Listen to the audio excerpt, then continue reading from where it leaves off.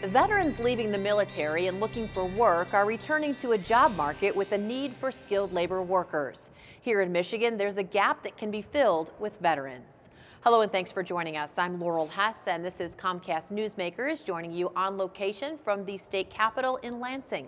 Joining me now is Representative Jeff Farrington, a Republican from the 30th District, which represents Sterling Heights, Utica, and Shelby Township. Thank you so much for joining us. Well, thank you for the opportunity, Laurel. How did this issue helping veterans find jobs after they return back to their homes become a passionate issue for you? Okay, I appreciate you asking, really on several different fronts. First of all, I have a nephew that recently returned from Afghanistan. Secondly, I've spent my entire life in the employment field helping people find jobs. And when I looked at that and the significantly higher unemployment that veterans have versus the rest of society, it really hurt me to a core, and I wanted to see if there was some way to address it. So, especially coming from Macomb County like I do, we have a need for skilled labor in Macomb County. The businesses are hurting finding the right people. At the same time, we have all these young people coming back that have been hands-on in their training that I think would make a natural fit for some of these jobs. And I'm just looking for a way to connect the dots. What is that way? Is it just a matter of tweaking some of those skills so that they have some of the basic training and that needs to be tweaked in order to fit into a civilian life, if you will? Basically, I don't think there's a comprehensive plan out there right now, but a couple of things that come to mind.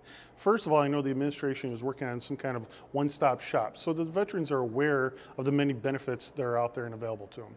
You take that, and then there's also many examples. I can think of one I heard recently of a company in Western Michigan that had a high need, and they created a mini university, if you want to call it that, to take people that had the natural ability and some of the training that, let's say, veterans have had, and putting them through a very rigorous yet short time frame training program to bring them into skilled training. Take those examples, and I think we have a winning formula. You mentioned veterans are coming back and have a higher unemployment rate. Is it because they have more difficulty searching for jobs, connecting, are coming back with perhaps emotional issues, things that prevent them from functioning as well as they should in the civilian world? No, I don't think it's anything to do with them personally.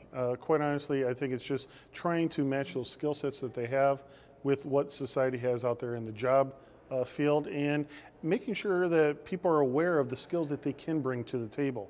It's a different skill set than if they, for instance, came out of high school and went to a community college. They bring a different skill set to the table, and I think it's a lot of it's awareness more than anything. Is there really nothing out there right now when they come back? Are they just sort of thrown out there, or there's nothing with the Veterans Administration that helps them make that transition back into civilian life? There are programs out there, and that's one of the things I mentioned is a one-stop shop through the Veterans Administration so that people are more aware of what's out there.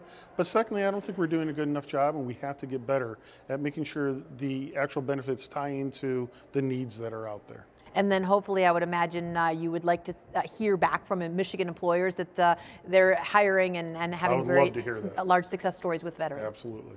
All right, thank you so much for joining us. You're welcome. Thank you, Laura. Today's Comcast Newsmaker was State Representative Jeff Farrington, a Republican from the 30th District.